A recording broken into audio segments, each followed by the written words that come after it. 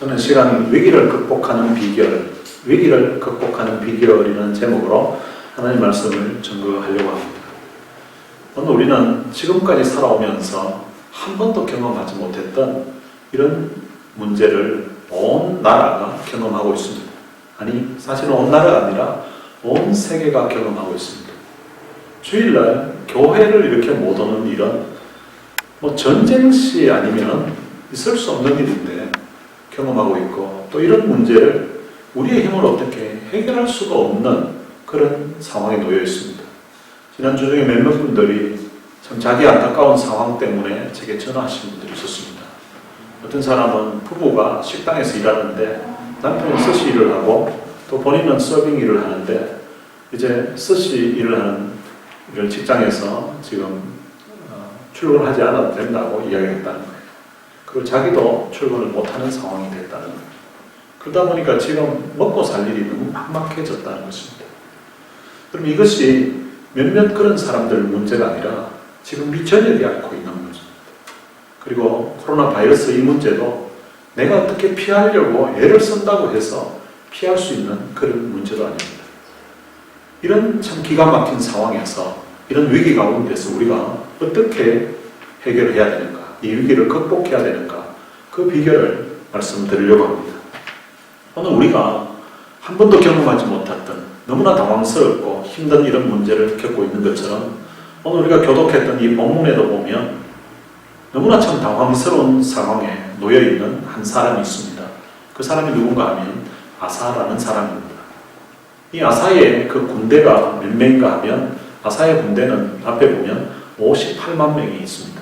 그것도 다 큰 용사라고 그렇게 말하고 있습니다. 나름대로 그 전에 참 성읍들을 세우고 나름대로 참 국가가 견고하게 서 있었습니다. 그런데 구스 사람들이 쳐들어온 거예요. 이 구스는 지금의 이디오피아입니다. 이디오피아가 쳐들어왔는데 몇 명이 왔는가 하면 100만 명이 군대를 이끌고 공격을 해왔습니다. 그리고 이 구스에는 최신 무기로 무기를 동원해가지고 그렇게 쳐들어온 것입니다.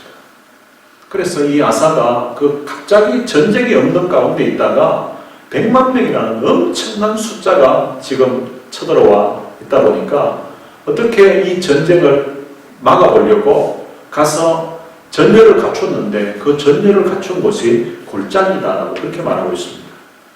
여러분, 전쟁은 원래 골짜기에 진을 치게 되면 위험합니다. 전쟁을 할 때는 진을 어디에 쳐야 되는가 하면 산 꼭대기에 쳐야 됩니다. 산 꼭대기에 쳐서 전쟁을 해야 적들이 밑에서 올라오려고 하면 힘들잖아요.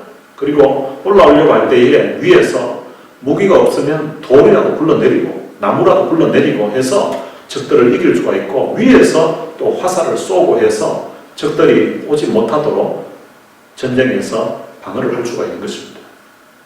그런데 이 아사는 골짜기에 전열을 갖추었다. 전열을 갖췄다는 말은 진을 쳤다는 것입니다. 골짜기에 진을 쳤다는 거예요. 원래 숫자가 부족할 때에는 산꼭대기에서 숨어 있다가 적들을 골짜기로 유인해가지고 그 위에서 돌을 굴러내리고 그리고 나무를 굴러내리고 해서 화살을 쏘고 해서 적들을 무찌르게 되는 것입니다. 그런데 지금 골짜기에 진을 쳤다는 것입니다. 여러분, 이 아사가, 그리고 또한 아사 시대 때 있었던 그 용맹했던 그런 장수들이 골짜기에 진을 치면 불리하다는 상황을 그들이 모르고 골짜기에 진을 쳤다고 생각하지는 않습니다. 오랫동안 전쟁이 없었기 때문에 전쟁이 날 것을 전혀 생각지 않고 있었던 그들에게 갑자기 자기들이 나름대로 상당한 무기를 갖추어 있다고 생각했는데, 적들은 최신 무기로 100만 명이 몰려오니까 58만과 100만, 거의 배가 되는 그런 적군을 맞이해서, 그리고 최신 무기를 적들이 소유하고 있어서 엄두를 못 내는 거예요. 그래가지고 자기들 딴에는 방어한다고 하는 것이 골짜기에 진을 친 것입니다. 그럼 이 골짜기에 진을 쳤다는 것은 골짜기에 몰려있다는 거죠. 골짜기에 완전 처박혀 있는 그런 상황이라고 볼 수 있습니다. 그런 골짜기에 있던 이 아사가 그러면은 왜 이런 문제가 생겼냐는 거죠. 자기 나라의 어떤 국방력으로 도무지 해결할 수 없는 이런 문제가 아사가 하나님 앞에 잘못 살았기 때문에 이런 문제가 생겼는가? 그렇다고 성경은 말하지 않습니다. 아사의 삶을 보면 2절에 이렇게 기록하고 있습니다. 아사가 그의 하나님 여호와 보시기에 선과 정의를 행하였다고 말합니다. 이 아사는 어린 나이에 유다의 세 번째 왕으로 등극했습니다. 그러나 이 아사는 어린 나이에도 불구하고 그는 여호와 보시기에 선과 정의를 행하면서 살았다는 것입니다. 그럼 우리가 사람들 앞에서 선하게 사는 것, 그것도 쉽지 않습니다. 사람들 앞에서 정의롭게 사는 사람으로 인식되는 것, 그것도 쉽지 않습니다. 근데 이 아사는 사람들 보는 정도가 아니라 사람들이 보지 않는 하나님만이 보시는 그 앞에서도 그는 선하게 살았다는 것입니다. 아무도 자기를 보지 않을 때, 그때도 그는 하나님 앞에서 선하게 살고 하나님 앞에서 정직하게 살았다는 것입니다. 그리고 그가 한 일은 3절에 보면 이방 제단과 산당을 없애고 주상을 깨뜨려 아세라상을 찍었다고 그렇게 말합니다. 그 나라의 우상들을, 하나님이 싫어하는 그런 모든 우상들을 다 제거했다는 것입니다. 그리고 4절에 보면 유다 사람에게 명하여 그 조상들의 하나님 여호와를 찾게 했다는 것입니다. 그리고 그들로 하여금 그의 율법과 명령을 행하게 했다는 것입니다. 그러니까 나라에 있는 모든 우상들을 제거하고 백성들로 하여금 우리는 하나님을 찾아야 된다고, 하나님을 찾게 하고 그 하나님의 말씀을 지키면서 살도록 그렇게 권했다는 것입니다. 그렇게 했더니 유다 모든 성읍에서 산당과 태양상을 없애매 나라가 그 앞에서 평안함을 누렸다고 말합니다. 하나님이 원치 않았던 그런 우상들을 다 제거하고 났더니 하나님께서 그 땅에 평안함을 주셨다는 것입니다. 평안함뿐만 아니라 6절에 보면 여호와께서 아사에게 평안을 주셨으므로 그 땅이 평안하여 여러 해 싸움이 없은지라 그가 견고한 성읍들을 유다에 건축했다고 그렇게 말합니다. 하나님 앞에 바르게 살고 하나님 앞에 믿음으로 살았다는 것입니다. 그래서 하나님이 그에게 평안함을 주셨고 그 평안한 태평 세월을 누리면서 견고한 성읍들을 많이 쌓았다는 것입니다. 7절에 보면 아사가 일찍이 유다 사람들에게 이르되 우리가 우리 하나님 여호와를 찾았으므로 이 땅이 아직 우리 앞에 있나니 우리가 성읍들을 건축하고 그 주위에 성곽과 망대와 문과 빗장을 만들자. 우리가 주를 찾았으므로 주께서 우리 사방에 평안을 주셨느니라 하고 이에 그들이 성읍을 형통하게 건축하였더라. 왜 자기 나라가 이렇게 평안하게 됐는지, 우리가 하나님을 찾았기 때문에, 우상을 다 제거했기 때문에 하나님이 우리나라에 이렇게 사방에 평안을 주셨다고. 그러면서 이제 성을 쌓고 성곽을 쌓고 문을 만들고 그렇게 해서 온 땅에 건축이 일어나고 평안한 태평세월을 누리게 되었다는 것입니다. 그런 가운데 8절에 보면 아사의 군대는 유다 중에 큰 방패와 창을 잡은 자가 30만 명이요 베냐민 중에서 작은 방패를 잡으며 활을 당기는 자가 28만 명이라. 그들은 다 큰 용사였더라. 나라는 평안하고 그리고 경기는 좋아지고 그래서 성들은 세워져 갖고 높은 건물들은 자꾸만 세워지고 국방력은 아주 튼튼한 그런 가운데 있었다는 것입니다. 이것이 하나님 앞에 믿음으로 살고 하나님 앞에 바르게 살았기 때문에 그들의 삶에 베풀어 주신 하나님의 축복이었고 하나님의 은혜였다고 성경은 기록하고 있습니다. 그러니까 아사가 잘못 살았기 때문에 이런 골짜기에 지나쳐야 되는 어려움을 직면했다는 것이 아니라고 성경은 말씀하고 있습니다.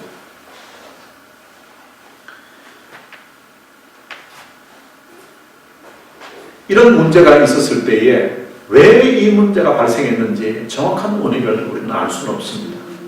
때때로 믿음으로 살고 바르게 삶에도 불구하고 우리의 삶에 어려움이 닥칠 때가 있고 또 그 문제가 우리 힘으로 해결할 수 없는 그런 문제에 직면할 수도 있다는 것입니다. 우리가 이 문제의 원인을 찾기는 쉽지 않습니다. 우리도 지금 이 코로나 바이러스가 왜 발생했는지 이것이 중국뿐만 아니라 온 세계에 퍼져가지고 수많은 사람들이 감염이 되고 수많은 사람들이 또 죽어가고 하는 이런 상황들이 원인이 무엇 때문인지 그것을 지금 따진다고 우리가 어떤 해결될 수 있는 기미는 보이지 않습니다. 그리고 이것을 우리가 개인적으로 피한다고 피할 수 있는 상황도 아닙니다. 어쩌면 이 아사도 마찬가지일 것 같습니다. 나름대로 참 나라를 평안하게 한다고 자기 딴에는 최선을 다했습니다.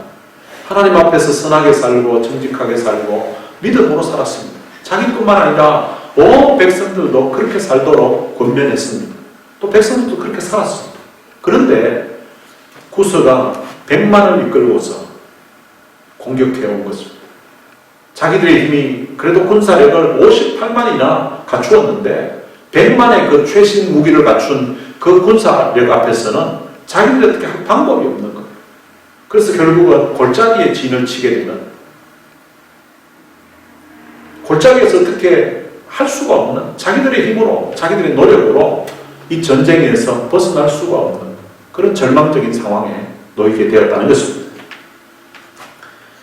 그때 이 아사가 어떻게 했는지를 살펴보면서 우리도 이 위기 가운데서 아사가 취했던, 또 성경이 말씀하고 있는 그 방법대로 한번 살아보려고 하는 것입니다.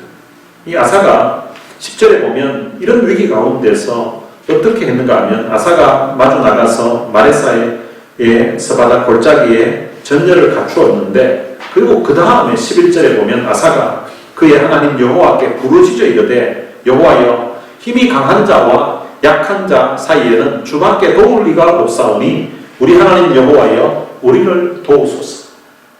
이 아사가 자기 힘으로 어떻게 할 수 없는 그런 절망적인 상황에서 그 하나님 여호와께 부르짖었다라고 그렇게 말씀하고 있습니다. 이 부르짖는다는 것은 이게 쉬운 게 아니에요. 아사의 위치는 유다의 최고의 통치권자입니다. 통치권자가 지금 하나님 앞에 겸손하게 부르짖고 있는 모습입니다. 여호와의 힘이 강한 자와, 지금 이 힘이 강한 자는 구스 100만 군대를 이야기합니다. 힘이 강한 자와 약한 자, 지금 자기들이 약하다는 거죠. 사이에는 주밖에 도와줄 리가 없나이다. 우리 하나님 여호와여, 우리를 도와달라고 하면서 하나님 앞에 부르짖어서 기도했습니다. 그렇게 하나님 앞에 기도하니까 하나님이 그 인생의 참 막다른 길에서, 인생의 그 헤어나올 수 없을 것 같은 그 골짜기에서 하나님 앞에 부르짖는 아사의 기도를 들으시고 하나님이 응답해 주셨습니다. 그 응답해 준 내용이 12절에 나옵니다. 여호와께서 구스 사람들을 아사와 유다 사람들 앞에서 치시니 구스 사람들이 도망하는지라. 그 전쟁에서 자기들이 어떻게 골짜기에 지금 처박힌 상태에서 어떻게 해결할 방법이 없었는데, 그 하나님 여호와 앞에 부르짖었더니 하나님이 적들을 다 쳐주셨다고 그렇게 말씀하고 있습니다. 때때로 우리도 인생을 살아가다가 골짜기에 처박힐 때가 있습니다. 그 골짜기에서 어떻게 나올 수 없는 그런 절망적인 상황일 때가 있습니다. 요셉 같은 경우에도 그가 구덩이에 빠진 적이 있었고요. 그리고 다윗 같은 경우에도 굴에 숨어있는 그런 상황이 있었습니다. 밖으로 나올 수 없는 그런 절망적인 상황일 때에 그때 신앙인들이 어떻게 했는가 하면 그 골짜기에서 하나님 앞에 부르짖었다는 것입니다.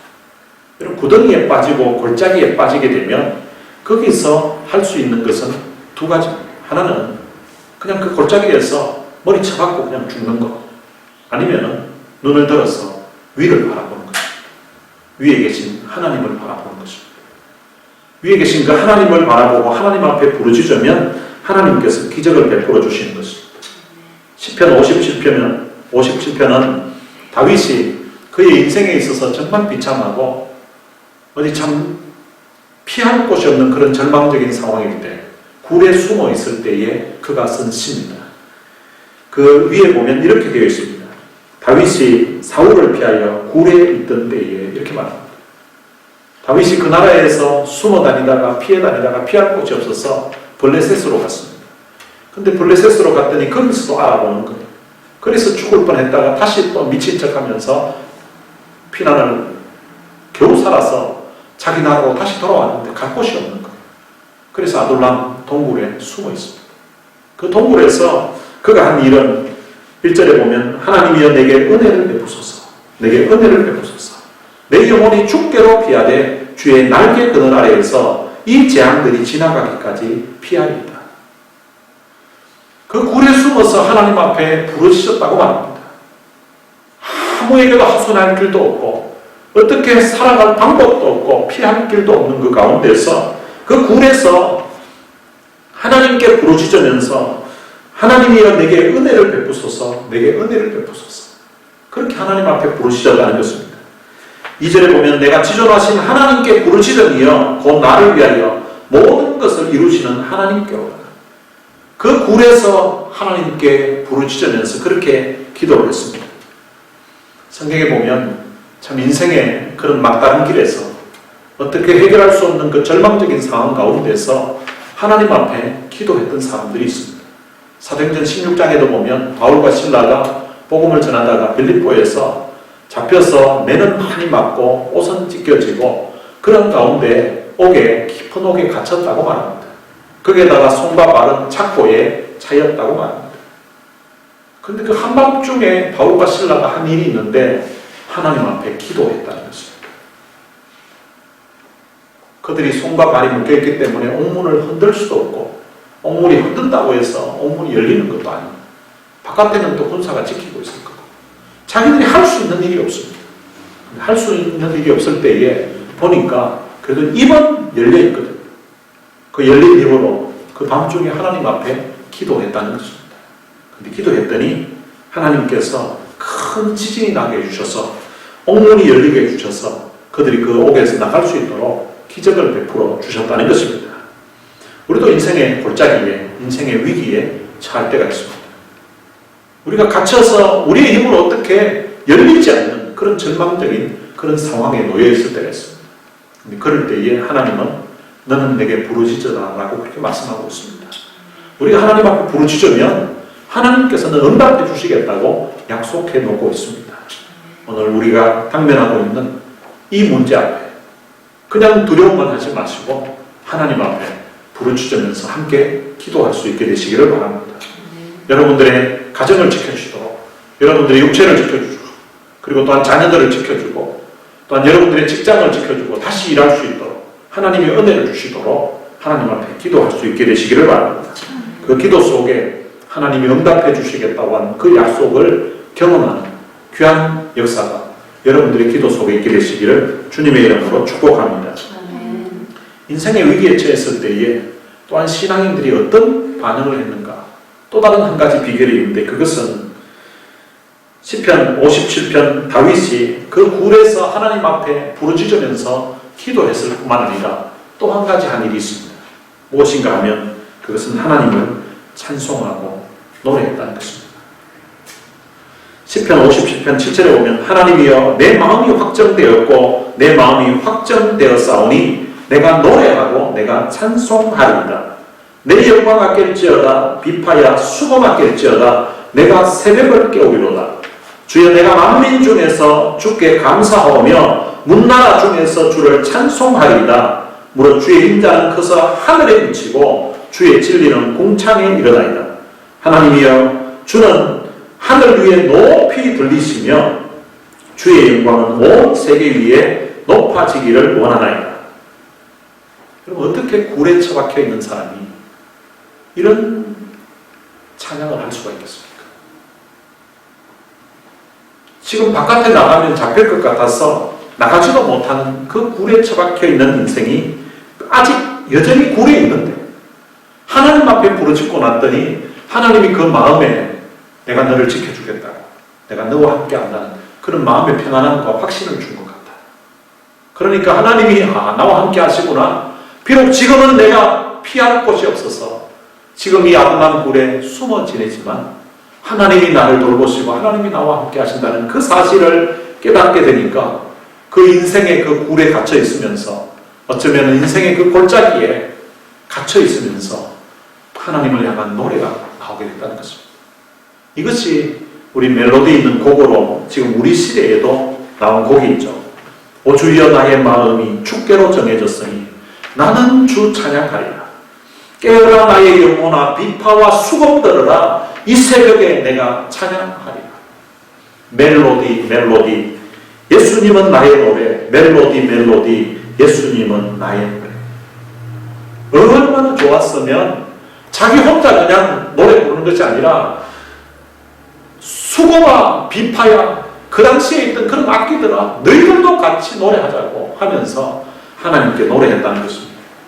그럼 바울과 실라도 그 한밤중에 하나님 앞에 옥중에서 기도만 한 것이 아니라 성경에 보면 찬송했다고 기록하고 있습니다. 옥의 그 깜깜한 밤에 깊은 옥에 갇힌 상태에서 매는 많이 맞고 옷은 찢겨진 상황에서 어쩌면 그 온도가 낮아서 밤중에 춥기도 하고 그리고 또한 너무 참 맞은 상처 때문에 고통도 통증도 있을 텐데 그런데 기도하면서 그들이 하나님을 찬송했다는 것입니다. 때때로 우리가 인생의 벼랑 끝에 섰을 때에 그때 하나님 앞에 부르짖고 하나님께 찬송하면 하나님께서 그 벼랑 끝에서 날게 해주시는 그런 은혜를 경험하게 되는 것입니다. 탤런트 중에 전원주 씨라는 분이 있습니다. 아마 여러분들도 아시는 그런 분일 것입니다. 이 전원주 씨는 키가 150cm라고 합니다. 키 150에 이분이 숙명여자대학교 국어국문학과를 나왔다고 합니다. 그리고 그분이 처음 이제 대학을 졸업하고 가졌던 직업이 뭔가 하면 고등학교 선생이었다고 합니다. 고등학교 국어 선생이었는데 근데 한 번은 한 선생님이 아이들이 뭘 잘못했는지 아이들을 막 때리기 시작한 거예요. 때리기 시작하면서 이 선생님이 옆에 있었는데 이 선생님이 키가 150이고 조그만하니까 학생인 줄 알고 아이들 때리면서 이 선생님도 같이 때린 거예요. 그 선생님인데 맞으면서 내가 있을 곳이 여기가 아니겠구나 생각하고 그 교사하던 직업을 그만두고 이분이 그 다음 했던 것은 동아방송에 성우로 데뷔를 했습니다. 키도 작고 인물도 없었는데 그래도 이 목소리가 너무 이뻤던 거예요. 그 목소리가 이뻐가지고 성우로 이제 데뷔를 했는데 그 라디오에 이렇게 나오는 목소리가 너무 이쁘니까 그 남자들이 그 목소리에 반해가지고 이제 프로포즈 하려고 데이트하려고 신청하려고 찾아왔다는 거죠. 찾아와서 보니까 키는 150에 그리고 인물도 없지 이러니까 와서는 다 실망하고 그냥 다 가더래요. 그런 가운데 자기가 TV를 보면서 나도 연예인이 한번 돼봤으면 배우가 한번 돼봤으면 하는 그런 마음이 생기더래요. 그래서 성우하던 걸 그만두고 이제 연예인으로 이제 TV에 데뷔를 했습니다. 근데 데뷔를 했는데요. 근데 이게 키도 적은 데다가 인물도 없고 하니까 이게 주인공 역할을 한 번도 못하는 거예요. 삼이자 씨라고 하십니까? 삼이자 씨는 사극을 해도 그분은 마님으로 나오는데 근데 이 전원주 씨는 늘 무술이로 나오고 무술이로 나오고 뭐 최신 걸로 나오면 가정부로 나오고 뭐 무술이 아니면 가정부 이렇게 나오고 그러다 보니까 이게 수입 자체가 얼마 되질 않는 거예요. 그래서 20년 동안 그 무명의 배우 생활을 하면서 장을 볼 때에 시장에 가면 이제 마지막 떨이 할 때가 있어요. 떨이 할 때 보면 생선도 야채도 다른 사람들 다 이것저것 만지다가 싱싱한 거는 다 가져가고 그때 다 이게 막 상태 안 좋은 거 그런 것만 남아있으니까 장사하는 사람이 그걸 이제 싸게 파는 거예요. 싸게 파는 거 그거라도 사가지고 생활하려고 늘 떨이하는 그 시장에 가서 물건 사서 생활하고 그랬다는 거예요. 그렇게 살다 보니까 일이 되는 게 없는 거예요. 그러니까 늘 불평이고 늘 짜증이고 되는 게 없으니까 늘 원망하면서 늘 불평하면서 늘 중얼거리면서 그렇게 다녔다는 거예요. 일이 되는 게 없으니까. 그러니까 사람들이 자기에게 붙여준 별명이 있는데 중얼이랍니다. 뭐 되는 게 없으니까 늘 중얼 그러면서 늘 불평하면서 그렇게 살아요. 근데 한 번은 시장에 갔는데 이제 떨이하는 그 상황이었는데 그 시장에 한 아주머니가 이제 자기가 그날 물건을 다 팔고 팔았는 그 돈을 다 팔았으니까 돈이 많이 들어온 거예요. 그 돈을 막 헤아리는데 장사 다 됐으니까 너무 좋아가지고 너무 좋아서 막 웃는데 그 모습이 그렇게 부러워 보였더라고요. 그날 장사가 너무 잘 돼가지고 가지고 왔던 거 다 팔려가지고 자기 돈 버는 거 그거 만지면서 너무 좋아가지고 어쩔 줄 몰라면서 웃더래요. 야, 나도 저래 한번 웃어봤으면 나도 저래 한번 내가 하는 일이 잘 돼서 나도 저래 한번 웃어봤으면 그런 마음이 생긴대요. 그래가지고 집에 와서는 자기는 뭐 잘 된 것도 없고 풀린 것도 없는데 그래도 한번 웃어만 보자 싶어가지고 웃어봐요. 혼자 막 자지러지게 막 깍깍깍 늘어가는 웃는 걸 그걸 이제 하다가 그걸 또 연습을 해갑니다. 거울 보면서 계속 웃는 연습을 했대요. 계속 뭐 집에 뭐 돈이 들어온 것도 아니고 주인공으로 발탁이 된 것도 아닌데 집에서 계속 웃고 있으니까 이제 가족들이 다 이제 미쳤다고 생각해요. 아니 뭐 좋은 일이 아무것도 없는데 혼자 막 자지러지게 막 웃고 있으니까 아, 저 우리 엄마가 미쳤구나 이제 드디어 미쳤구나 이렇게 막 생각해요. 한 번은 그 전에 어떤 일이 있었는가 하니까 자기 아들 초등학교 졸업식이 있었는데 그 졸업식에 이제 엄마가 갔습니다. 엄마가 졸업식에 갔더니 아니 다른 아들 친구들은 다 졸업식 안에 있는데 자기 아들이 없는 거예요. 아무리 찾아봐도 없어요. 아무리 둘러봐도 없어서 또 친구들이 물어봐도 없고 그래서 도대체 아들이 졸업식에 참석한다고 학교를 갔는데 졸업식이 없는 거예요. 아들이 없는 졸업식에 엄마가 또 있을 이유도 없잖아요. 그래서 집으로 돌아왔습니다. 근데 집으로 돌아왔더니 아들이 집에 있는 거예요. 야, 너 졸업식인데 왜 여기 있냐? 너 졸업식이라고 엄마가 갔더니 너 졸업식이 없었어. 지금 너 찾다가 없어서 엄마는 집으로 왔는데 하니까 아들이 하는 얘기가 엄마 왜 학교 왔냐고. 네 졸업식이니까 내가 갔지. 엄마 학교 오니까 친구들이 무술이 왔다고 이러니까 쪽팔려가지고 거기 있을 수가 없어서 집으로 왔다고 합니다. 얼마나 속이 타겠습니까? 얼마나 참 속이 상했겠습니까? 다른 사람들이 자기를 PD가 배우로 뽑아주지 않고 다른 사람들이 자기를 알아주지 않아도 그래도 자기 아들은 졸업식에 엄마 오면 반가워할 줄 알았는데 그런데 무술이 왔다고 노리니까 그 쪽팔려가지고 졸업식도 참석 안 하고 아들이 집에 와버린 거예요. 그런 이야기 듣는 이 전현주 씨가 뭔 좋은 일이 있겠습니까? 웃을 일이 뭐가 있겠습니까? 그래서 늘 불평하고 원망했는데 근데 돈 벌었다고 너무 좋아하는 그 아주머니 보고 웃는 연습을 혼자 계속 한 거예요. 되는 일 없고 웃을 일 없지만 그래도 웃어본 거예요. 그러다가 자기가 이거 웃는 연습을 하다 보니까 이걸 방송국에 PD들이 있을 때에 PD도 뭐 드라마마다 여러 PD가 있을 거 아니에요. 그 PD들이 회의할 때 그때 가서 자지러지게 웃는 이 모습을 한번 딱 웃는 걸 보여주면 그 PD들 중에 한 사람에게는 적어도 각인이 될 수 있지 않을까. 자기라는 사람. 지금 자기 존재를 아무도 모르니까. 그래서 이제 한 번은 방송국의 PD들이 같이 모여서 회의하는 그 방에 오라고 한 것도 아닌데 혼자 들어가가지고는 자지러지게 깍깍깍깍 그러면서 혼자 한참을 웃고 그리고 나온 거예요. 아마 옆에 다른 PD들도 아마 저 아줌마가 미쳤나 하고 아마 그런 반응했을 거라고 생각됩니다. 그런데 그 일이 있고 난 얼마 후에 어떤 한 PD가 연락이 온 거예요. 자기가 지금 새로운 드라마를 하려고 하는데 거기에 주인공이 되다. 아마 그 드라마 주인공이 그렇게 자지러지게 막 깍깍깍 웃어야 되는 그런 역할이었던 것 같아요. 그래가지고 그 사람이 주인공이 된 다음에 그 다음부터는 그 인생이 주인공으로도 풀리고 계속 풀리기 시작했다는 거죠. 웃을 수 있는 상황이 아닌데 아들마저 졸업식에 엄마가 갔는데 쪽팔린다고 하면서 졸업식에 참석하지 않고 집으로 와버린 그런 상황이었어. 웃을 일이 없는데 근데 웃었더니 PD가 그를 띄워줬다는 것입니다. 그럼 때때로 우리 인생에도 웃을 일이 없을 때 정말 절망적인 그런 상황에서도 그 가운데서도 하나님 앞에 감사하고 그 가운데서도 하나님 앞에 찬송하면 웃을 일이 없을 때 웃었더니 그 전원주 씨를 PD가 띄워줬던 것처럼 감사할 일 없을 때 감사하고 노래할 일 없을 때 노래하고 찬송할 일 없을 때 찬송하면 하나님이 우리 인생을 띄워주신다는 사실입니다. 오늘 여러분들의 인생에 고난이 있고 아픔이 있을 때에 그것 때문에 의기소침해하고 그것 때문에 낙심하고 그것 때문에 두려워하지 마요. 전능하신 하나님 앞에 부르짖으면서 기도할 수 있게 되시기를 바랍니다.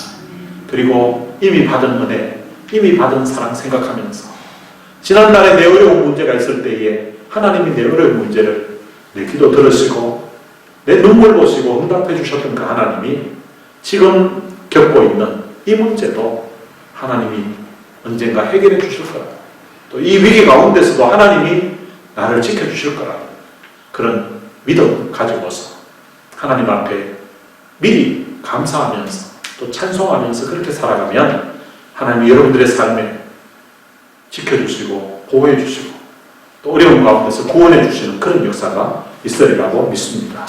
이런 역사가 여러분들의 기도 속에, 여러분들의 찬송 속에 있게 되시기를 주님의 이름으로 축원합니다. 오늘 들은 말씀 생각하면서 같이 찬양을 하고 부르겠습니다.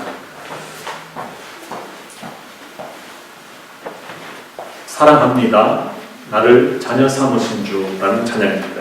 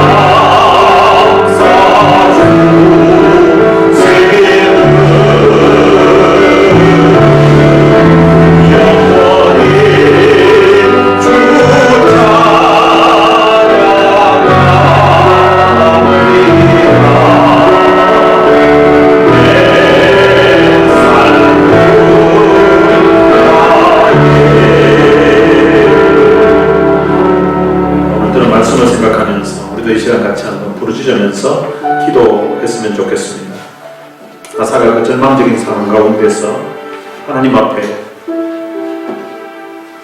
주밖에 도울 자가 없다고 하면서 하나님 앞에 부르짖었던 것처럼 다윗이 아둘람 굴에서 더 이상 피할 곳이 없는 가운데 그곳에서 부르짖으면서 하나님이여 내게 은혜를 베푸소서, 내게 은혜를 베푸소서 라고 기도했던 것처럼 바울과 실라가 그 빌립보 감옥 그 깊은 곳에서 하나님 앞에 기도했던 것처럼 코로나 바이러스로 인하여서 모두가 참 두려워해서 집에서 나오기조차 참 겁을 내고 있는 이런 상황 가운데서 이 문제를 하나님이 좀 해결해 주시도록 우리 같이 한번 부르짖으면서 기도했으면 좋겠습니다. 제가 하나님이 이 위기 가운데서 오늘 우리 가정과 그리고 우리 교회와 우리 나라 그리고 대한민국 그리고 중국, 유럽 이 온 세상 가운데서 이 코로나 바이러스 문제가 해결되게 해달라고 이 시간 우리 같이 통성으로 기도하시겠습니다. 살아계신 아버지 하나님 은혜를 감사합니다. 많은 사람 가운데 하나님 우리를 선택해서 하나님의 자녀로 삼아줄 수 있고 지금까지 하나님의 은혜 속에 하나님의 축복 속에 살아오게 하셨던 참으로 감사합니다. 우리는 사는 문자기에서 죄를 찾는 것처럼 우리가 그렇게 우리 힘으로 해결할 수 없는 코로나 바이러스라는 이 문제를 겪어서 하나님 모두가 힘들어하고 있고 걱정하고 있고 그래서 우리가 어디 친구를 만나기도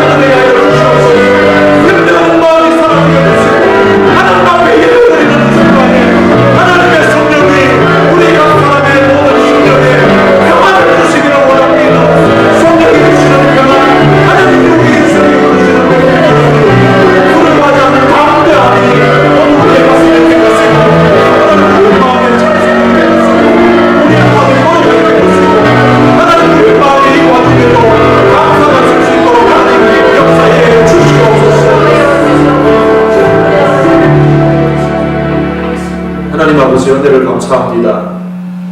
자기 힘으로 어떻게 해결할 수 없는 그런 절망적인 상황 가운데서 골짜기에서 하나님의 은혜를 구하며 부르짖으면서 강한 자와 약한 자 사이에 도와줄 리가 주밖에 없사오니 우리 하나님 여호와여 우리를 도우소서. 이 짧은 이 기도를 하나님이 들으시고 하나님께서 아사에게 은혜를 베풀어 주시고 유다에게 은혜를 베풀어 주셨던 것처럼 하나님 코로나 바이러스로 인하여서 온 세계가 두려운 가운데 특별히 믿음의 사람들이 하나님 앞에 하나님의 은혜를 구하면서 우리 하나님 여호와여 내게 은혜를 베푸소서. 우리에게 은혜를 베푸소서. 주님 교회마다 또한 하나님 앞에 그들이 앉아있는 그 처소마다 하나님 앞에 부르짖으면서 기도하는 이 기도를 들으시고 하나님 이 코로나 바이러스 문제가 이 지구상에서 사라질 수 있도록 하나님이 은혜를 베풀어 주옵소서. 또한 그 굴에 피해 있으면서도 그리고 또한 옥중에 있으면서도 노래할 일이 없고 찬송할 일이 없는데 그런 와중에서도 하나님 앞에 부르짖었더니 하나님이 그 마음에 평안함을 주시고 또한 그 기도에 응답해 주신다는 확신 주셔서 노래할 수 없는 순간에 찬송할 수 없는 순간에 찬송하게끔 만들었던 그 하나님의 역사가 오늘 이 시간 하나님 앞에 예배드리는 모두의 가슴에 있게 하여 주옵소서. 우리가 이렇게 하나님 앞에 믿음으로 나아가고 기도했더니 하나님의 성령께서 우리 각 사람의 심령에 평안함을 주시기를 원합니다. 이 코로나가 창궐하는 가운데 있다 할지라도 하나님이 우리를 지키시고 보호해 주신다는 마음의 확신이 우리 가슴에 있게 하여 주옵소서. 그래서 노래할 수 없는 이 순간에도 찬송할 수 없는 이 순간에도 우리의 입술에 찬송이 있게 해주시고 우리의 가슴에 감사가 나올 수 있도록 하나님이 역사해 주옵소서.